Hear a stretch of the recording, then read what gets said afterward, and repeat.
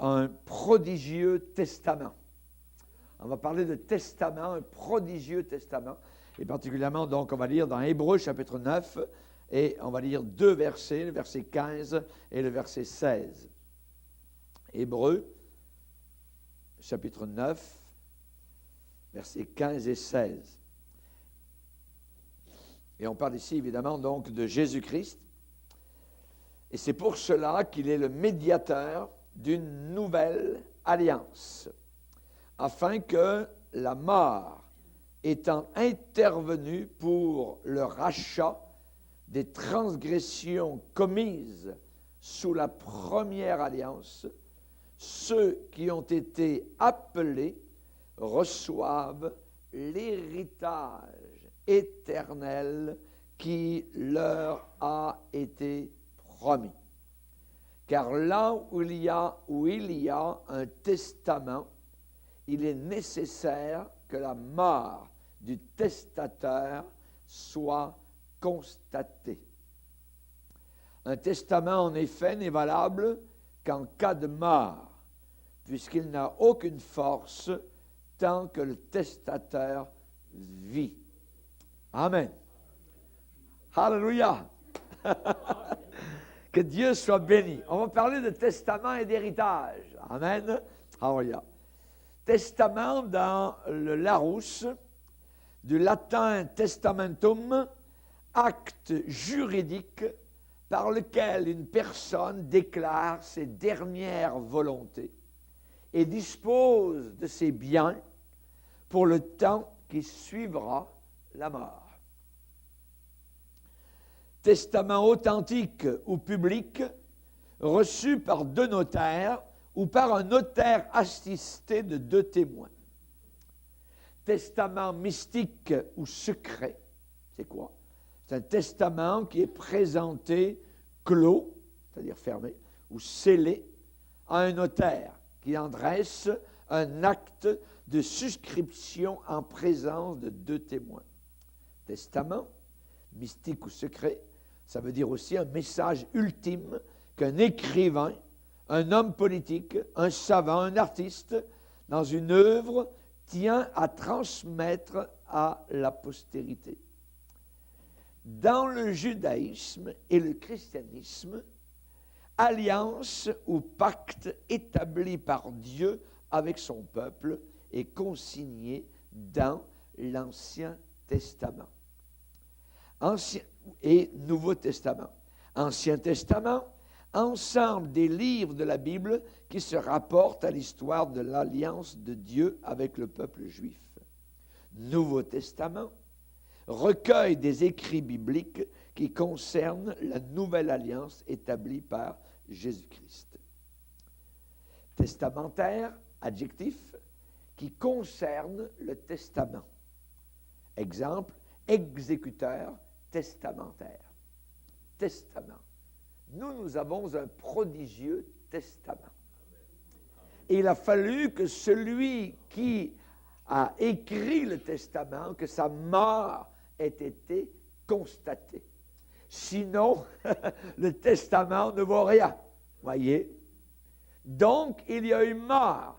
Et le testataire, donc, nous a légué un héritage. Nous sommes héritiers. Merveilleux! Nous ne sommes pas déshérités. Nous sommes, au contraire, au bénéfice d'un héritage. La Bible, du grec biblos, veut dire livre. Livre. Le début du livre, de votre livre, voyez, eh bien, nous avons un début d'explication. C'est marqué Ancien Testament et Nouveau Testament. L'Ancien Testament, ce sont les récits et les paroles écrites avant la venue de Jésus-Christ. Nouveau Testament, voyez, c'est les textes qui ont été rédigés après la venue de Jésus-Christ. La Bible nous parle des Juifs. Dans 2 Corinthiens chapitre 3, il est dit que vis-à-vis des Juifs, le voile, leurs pensées sont voilées, ils ne comprennent pas. Le voile demeure quand ils font la lecture de l'Ancien Testament. dans les synagogues, voyez, les Juifs ne sont pas sauvés. Voyez, il n'y a aucun Juif qui est sauvé tant qu'il n'accepte pas son Messie qui s'appelle Jésus-Christ. Voyez. Et les Juifs descendent en enfer avec la Bible dans la main parce qu'ils ne l'ont pas compris. C'est terrible, voyez. Et c'est la raison pour laquelle Paul, lorsqu'il prêchait, d'arriver dans une ville, tout ce qu'il cherchait premièrement, où est la synagogue? Voyez? Parce que l'Évangile concerne premièrement les Juifs. Voyez? Et il voulait que les Juifs comprennent ce qu'ils lisaient dans l'Ancien Testament. Lorsqu'ils lisaient Ésaïe 53, eh bien ça parlait de Jésus. Lorsque l'on voit l'agneau offert sur les autels juifs, ça représentait l'agneau unique qui allait venir et qui est mort sur la croix du Calvaire. Amen. Alléluia. Merci Seigneur. Et tant qu'ils lisent l'Ancien Testament, le voile demeure sur eux. Et la Bible dit que ce voile disparaît. Il ne disparaît qu'à un seul endroit, en Christ. En Christ, il disparaît, nous dit l'apôtre Paul dans 2 Corinthiens chapitre 3, verset 14. Le mot important pour nous, c'est testament. Testament, voyez, la Bible est un testament. Ce sont les volontés du Dieu éternel, du Dieu créateur, du Dieu salvateur, du Dieu rédempteur, du Dieu saint, du Dieu juste, du Dieu miséricorde, du Dieu amour. Il nous a laissé un testament. Alors, regarde. Moi, je suis le notaire. Et vous venez dans mon étude. Alors, regarde. Et je vous dis, vous êtes héritier. Ah ouais? Oui, vous êtes héritier de la vie éternelle. Alléluia. Vous avez la vie éternelle, vous qui croyez au nom du Fils de Dieu. Alléluia. Amen. Donc, ce n'est pas, je dirais, n'importe quel testament. Nous avons le testament du personnage le plus glorieux, le personnage le plus riche, le plus généreux, le plus extraordinaire. Quel est ce personnage? Dieu. Nous avons le testament de Dieu. La Bible, c'est le testament de Dieu. Qu'est-ce qu'un testament? Un testament, c'est un document. Un document qui renferme les dernières dispositions prises par une personne par rapport à la répartition de ses biens après sa mort. Donc le testament définit, décrit l'héritage, vous voyez. Et il y a des gens qui attendent juste une chose, parfois dans les familles, que la personne meure pour aller voir vite le notaire, tout ça. Et le notaire leur dit, eh bien, la personne ne vous a rien laissé, mais elle avait beaucoup de dettes, et maintenant c'est à vous à les payer. Ah! Voyez, ils s'attendaient à recevoir quelques millions ici et là, et c'est à eux à payer les dettes de la personne. Et on sait évidemment donc les chicanes inimaginables autour des héritages. Et ce n'est pas d'aujourd'hui, ce n'est pas d'aujourd'hui. Jésus lui-même en a parlé dans l'évangile de Luc. Un jour, il y a des gens qui sont venus vers Jésus, on dit, Jésus, on a des problèmes dans la famille, on a eu un mort, et il y a un de nos bien-aimés qui est décédé, et au point de vue de l'héritage, c'est la chicane. Ils se tirent les cheveux les uns les autres, viennent nous aider pour faire la répartition donc des choses. Ouais. Vous savez ce que je leur ai répondu? Ouais, on va le lire. On va le lire. Luc 12. Luc 12, verset 13. Quelqu'un dit à Jésus du milieu de la foule, « Maître, dis à mon frère de partager avec moi notre héritage. » Il y avait 2 frères, et il y en a un qui a dit, moi c'est à moi. Toi, m'en fous. Vous voyez? Il y avait juste 2 frères. Alors le gars est allé voir Jésus, et il est au milieu de la foule, et il dit, « Ah Jésus, s'il te plaît, là, il faut que tu viennes, puis que tu parles à mon frère, hein, pour lui dire qu'il partage avec moi notre héritage. » Ouais. Et Jésus lui répondit, « Ô homme, qui m'a établi pour être votre juge ou pour faire vos partages? » Puis il leur dit, « Gardez-vous avec soin de toute avarice, car la vie d'un homme ne dépend pas de ses biens, fût-il dans l'abondance. » Voyez. fut-il dans l'abondance. Voyez. Le testament désigne les héritiers. Non seulement l'héritage, mais le testament désigne aussi les héritiers. Le testament va stipuler à quelles conditions les héritiers ainsi nommés pourront entrer en jouissance de leur héritage. S'il y a des héritiers qui sont trop jeunes, la personne qui décède a pu mettre, eh bien, ce n'est seulement qu'à 40 ans, qu'à 45 ans, que tel jeune homme pourra entrer en possession de tel montant d'argent ou de telle propriété, ainsi de suite. Vous voyez? Donc, ça stipule les conditions dans lesquelles les héritiers pourront entrer donc dans leur héritage. Et le testament de Dieu, qui est la Bible, évidemment, donc, précise exactement cela. Elle précise tout ce que je viens de vous dire. Voyez, ce testament nous définit, nous décrit notre héritage.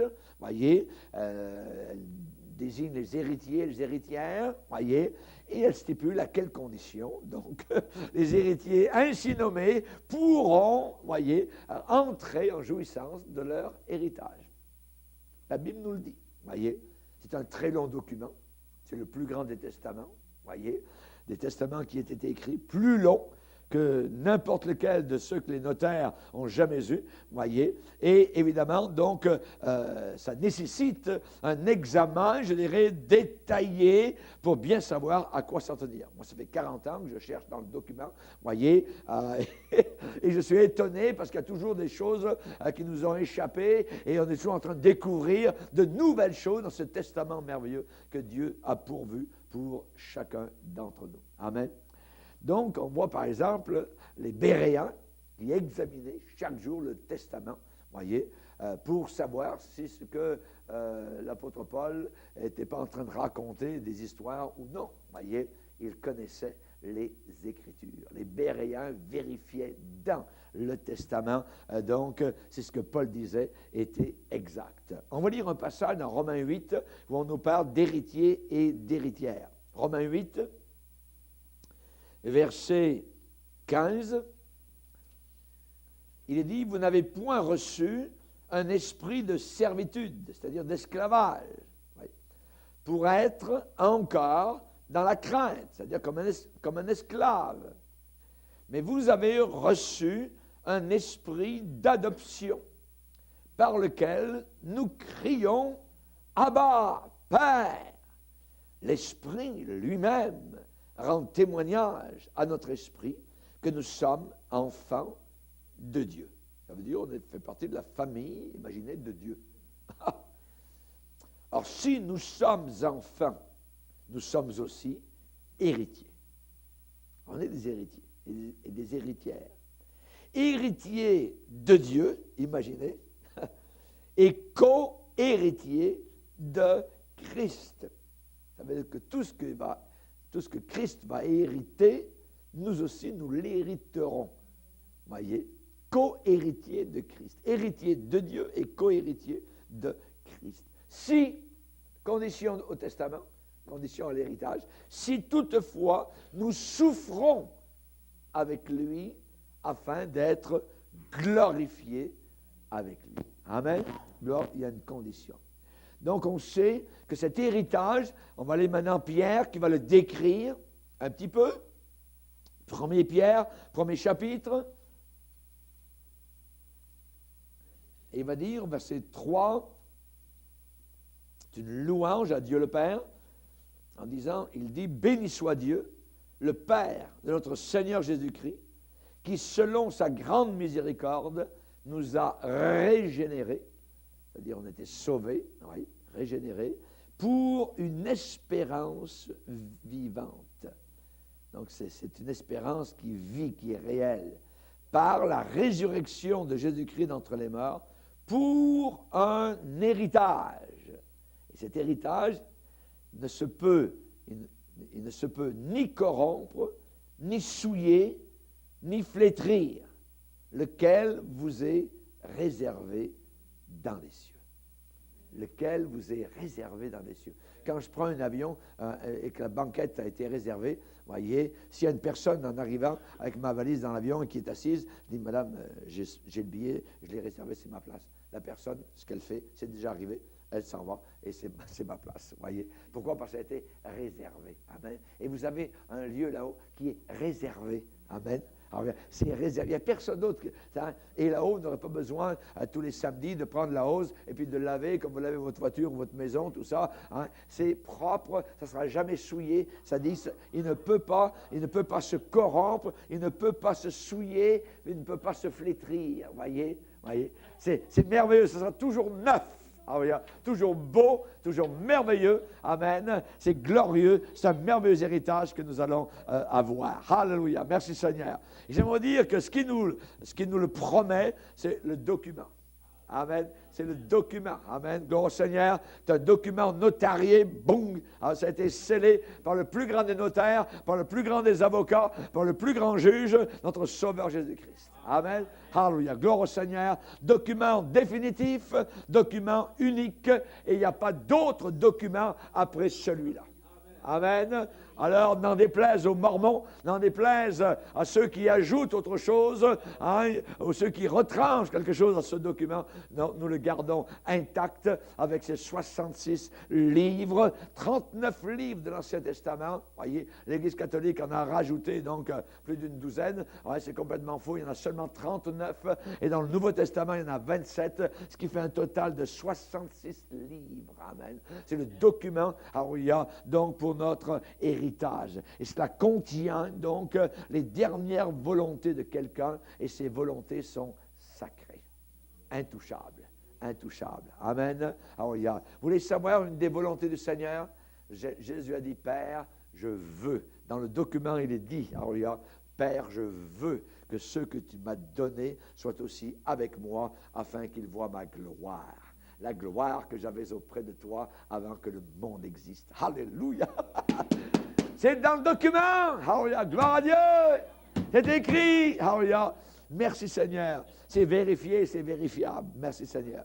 À combien plus forte raison, imaginez, dans le document de Dieu, si on respecte évidemment les documents de la terre. Amen. Par exemple, notre sœur Marguerite, elle désirait absolument certaines choses, voyez, et dans son enterrement, il y avait des cantiques qu'elle voulait absolument faire chanter.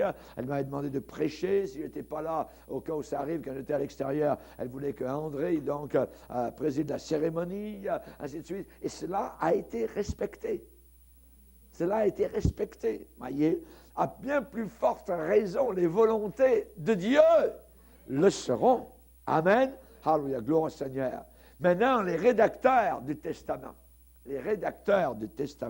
pour nous transmettre sa volonté, eh bien, Dieu a choisi des hommes, ses porte-paroles, 40 auteurs différents. 40 auteurs différents, voyez. Aussi différents que peuvent l'être un roi d'un berger ou d'un cultivateur. Quelle différence! Et pourtant, il y a eu des écrivains comme Salomon, un roi, il y a eu un berger comme David, il y a eu un cultivateur qui cultivait des sycomores, voyez, des concombres, comme Amos. Il y a eu un médecin comme Luc qui a écrit. Il y a eu un percepteur d'impôts comme Matthieu. Il y a eu un professeur en théologie, Paul, voyez. Il y a eu des pêcheurs de poissons, hein, 2 frères, voyez, Pierre et André, et aussi 2 autres frères, pêcheurs de poissons, et qui s'appelaient Jean et Jacques, voyez, sont des auteurs.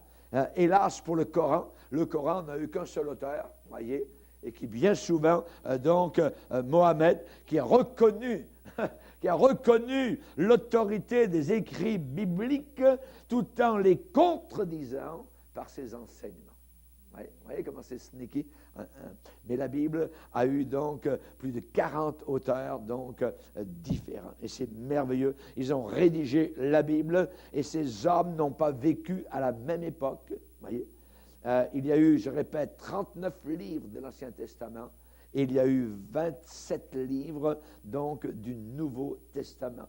Et il y a environ 16 siècles qui séparent le premier écrivain de la Bible qui est Moïse du dernier écrivain de la Bible, Jean, qui a écrit, donc, qui a fini vers l'an 90 ou 100 de notre ère. Donc, nous voyons que ces gens-là, bien souvent, ne sont jamais connus les uns les autres, ont été séparés les uns des autres en espace géographique et en espace de temps, et ne sont jamais contredits une seule fois. Pourquoi? Parce que l'auteur était au-dessus d'eux, et c'était le même auteur qui s'appelle le Saint-Esprit. Amen. Toute l'Écriture est inspirée de Dieu et utile pour enseigner, corriger, convaincre. Voyez, c'est le livre de Dieu, c'est le testament de Dieu. C'est le même Dieu dans l'Ancien Testament que dans le Nouveau Testament. Les gens disent, oh, l'Ancien Testament, c'est un Dieu de colère, tout ça. Non, non, c'est le même dans le Nouveau. C'est le même dans le Nouveau. Dans l'Ancien Testament, on a un Dieu de justice et de miséricorde dans l'Ancien Testament. Et dans le Nouveau Testament, on a un Dieu de justice et de miséricorde aussi. Voyez, c'est le même Dieu.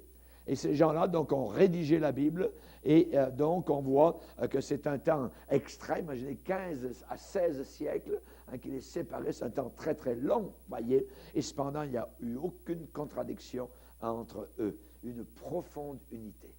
Une profonde unité. Un exemple, quand vous lisez Daniel qui a vu Jésus-Christ dans sa gloire, sur son trône, et que vous lisez Jean qui a eu la même vision, voyez, environ 600 ans plus tard, eh bien, c'est la même description, et pourtant, ils ne sont jamais connus, voyez, et Jean est un ancien pêcheur de poissons, et on voit que Daniel était un homme d'État, donc un premier ministre très instruit, et ils ont vu la même chose dans la gloire, voyez, c'est merveilleux, gloire au Seigneur, que Dieu soit glorifié pour cela. Amen. Le Nouveau Testament n'annule pas l'Ancien Testament, voyez, mais au contraire, l'achève et le complète. C'est le complément, voyez. Si l'Ancien Testament se terminait juste à Malachie, voyez, on dirait qu'il nous manquait quelque chose, voyez. Et les Juifs, eh bien, sont toujours sur leur appétit parce qu'ils n'ont pas encore découvert le Messie. Alors que le Nouveau Testament nous dit le pourquoi, voyez, de l'Ancien Testament. Merci Seigneur, voyez. Donc, le Nouveau Testament achève l'Ancien Testament et le complète. C'est un même souffle qui traverse donc tous ces écrits. C'est le souffle du ciel, le souffle d'en haut, le souffle du Saint-Esprit. Pascal, cet homme français, ce savant français a déclaré « L'Ancien Testament contenait les figures de la joie future et le Nouveau Testament contient les moyens d'y arriver. » C'est bien dit. C'est bien dit. Amen. Le clou est bien enfoncé. Je répète, Pascal a déclaré « L'Ancien Testament contenait les figures de la joie à venir, de la joie future. Et le Nouveau Testament contient les moyens d'y arriver. » Par Jésus. Par Jésus. Alléluia. Gloire au Seigneur. La Bible dit, c'est Pierre qui dit, c'est poussé par le Saint-Esprit que des hommes ont parlé, que des hommes ont écrit. Amen. Et il n'y a aucune, je dirais, parole de Dieu qui ne peut être l'objet d'une interprétation particulière. Amen. Parce que c'est poussé par le Saint-Esprit que des hommes ont parlé de la part de Dieu. Ça veut dire qu'ils ont écrit de la part du Seigneur. C'est le testament de Dieu. Ce n'est pas la parole de Paul, voyez. Ce n'est pas la parole de Jean, ce n'est pas la parole de Daniel. C'est la parole de Dieu au travers de ces hommes qui ont écrit. Et la poussée du Saint-Esprit a été tellement forte que la Bible est appelée parole de Dieu. Parole de Dieu. Merci. Rendez compte, nous avons la parole de Dieu. Dieu parle au travers de ce livre et l'appréciation que nous devons en avoir doit être au maximum. Alléluia, gloire au Seigneur. Dieu me parle. J'ouvre ce livre, Dieu est derrière mon dos et il me parle par les Écritures. Je dois lire doucement, tranquillement. Je dois siroter. Amen. La parole de Dieu, tranquillement. C'est Dieu qui nous parle mot à mot. Gloire au Seigneur. Que Dieu soit béni. Parole qui est adressée aux hommes. La Bible nous dit dans Hébreux 1er chapitre, il est dit au verset 1er que Dieu a parlé à plusieurs reprises et de plusieurs manières. Dieu a parlé à plusieurs reprises et de plusieurs manières. Il a parlé certainement au travers, je dirais, des éclairs du mont Sinaï, où il a donné ses lois ces 10 paroles pour toutes les générations dans les couloirs à venir. Dans Exode 20, on voit donc que Dieu a parlé, et il a parlé audiblement, et les gens ont tremblé de peur, et ils ne veulent plus entendre. C'est trop terrible. Moïse, parle-nous, mais c'est trop terrible d'avoir la parole de Dieu envoyée directement au travers des canyons du Sinaï. Alors il y a, avec les éclairs, avec les tonnerres, avec la fumée, avec la montagne qui tremblait comme un chevreau. Imaginez, c'est quelque chose d'inimaginable, la puissance de Dieu qu'il a déployée pour montrer qui il était et la crainte que le peuple de Dieu devait avoir vis-à-vis donc de lui. Amen. Dieu a parlé donc là au pied du Sinaï. Il a parlé par les prophètes, nous le savons. Il a parlé par les apôtres qui ont, je dirais, explicité la volonté, le testament donc de Dieu, et ils ont propagé cette foi qui a été donnée aux saints une fois pour toutes. Une fois pour toutes. Amen. Et Dieu a parlé surtout, et évidemment, par le Fils. Le Fils. Le Fils. Amen. Que Dieu soit béni. Celui qu'il a envoyé au milieu des hommes. Un petit homme. Imaginez. Et il était Dieu. Voyez, c'est merveilleux. Et il est avec nous aujourd'hui. Il est avec nous aujourd'hui. Amen. Bien vivant. Amen. Gloire au Seigneur. Certains auraient aimé être au 1er siècle, voir Jésus, parler avec lui, le toucher.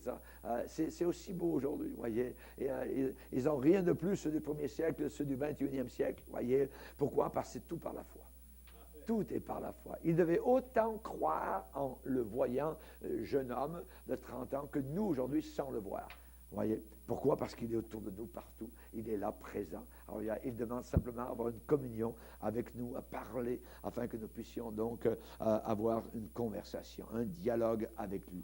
Rappelons-nous, quand Jésus est sorti de ce baptême dans l'eau au Jourdain, la voix du Père s'est fait entendre. Celui-ci est mon Fils bien-aimé, en qui j'ai mis toute mon affection. On se rappelle sur la montagne de transfiguration, quand les disciples sont montés, Pierre, Jacques et Jean, et que là, soudain, Jésus est devenu, je dirais, fulgurant, merveilleux dans sa gloire, ce qu'il était, ce qu'il est véritablement. Donc, et Pierre était bouleversé, l'esprit lui travaillait son cœur, il voulait rester là, il voulait coucher là, il avait oublié évidemment qu'il fallait redescendre dans la vallée, et ainsi de suite. Vous voyez, non, lui c'était de rester, c'était trop merveilleux tout ça. Et la voix du Père encore là, a parlé audiblement et a dit, celui-ci est mon Fils bien-aimé en qui j'ai mis toute mon affection. Écoutez-le. Écoutez-le. Voyez, écoutez-le. Amen. Ce Fils bien-aimé de Dieu, eh bien, la Bible nous apprend à le connaître. La Bible nous apprend à le connaître, Jésus, le Christ. Amen. Et il s'identifie tellement, je dirais, à la parole de Dieu que Jean a dit, la parole a été faite chair. La parole a été faite chair et elle a habité parmi nous. Comment certains chrétiens peuvent-ils dire Dieu ne me parle jamais? Jésus ne m'a jamais parlé. Voyons donc, il s'appelle la parole. S'il a la parole, il doit pouvoir parler. Amen. Mes brebis entendent ma voix. Amen. C'est merveilleux d'entendre la voix du Seigneur, de reconnaître, de discerner la voix de ce berger qui est bon. Il a dit, je suis le bon berger. Bon, il est bon. Amen, merci Seigneur. La parole a été faite chair. Et Jésus va dire que le testament est en bonne et due forme en disant, Père, ton testament est la vérité. Ta parole est la vérité. Tout ce qui est écrit, tout ce qui est promis, on va le voir, ça va se réaliser, ça va s'accomplir. La parole de Dieu est immuable. Ça veut dire qu'elle ne peut pas varier, elle ne peut pas changer. Gloire au Seigneur. Même le ciel et la terre peuvent changer, mais la parole de Dieu est immuable. Tous ceux qui ont voulu la frapper, la détruire, la brûler, la déchirer, leur petit poing, pouf, c'est cassé. Amen. Leur cœur s'est arrêté de battre, ils sont tombés dans la poussière et la parole de Dieu demeure encore victorieuse. Amen. C'est la parole du Seigneur. N'ajoute rien à ces paroles de peur que tu ne sois trouvé menteur. Amen. N'ajoute rien à ces paroles. Le ciel, la terre vont passer, ma parole mon testament ne passera pas. Amen. Si quelqu'un ajoute quelque chose, alléluia, oh malheur à lui. Si quelqu'un retranche quelque chose au testament, alors son héritage aussi va être retranché. Que nous puissions garder, amen, ce testament tel qu'il est. C'est merveilleux et c'est glorieux. Amen. Père, nous te bénissons, nous te glorifions. Te remercions de nous rappeler ce soir, par ton Saint-Esprit, que ce testament, Seigneur, est viable, il est puissant, il est en action. Alléluia, parce que, alléluia, le testateur est mort un jour sur la croix du Calvaire. Alléluia, mais ô merveille des merveilles, alléluia, le mort n'est pas resté mort dans le tombeau, il est revenu à la vie. Alléluia, nous te bénissons et te glorifions. Merci pour les promesses que tu nous as laissées. Merci pour ces moments de prière, Seigneur, au travers desquels tu t'es révélé, Seigneur, et tu nous as ravivé, et tu nous as donné l'espérance et la consolation. Merci, Père, dans le nom de ton Fils Jésus. Amen. Et tout le peuple dit Amen. Gloire à Dieu.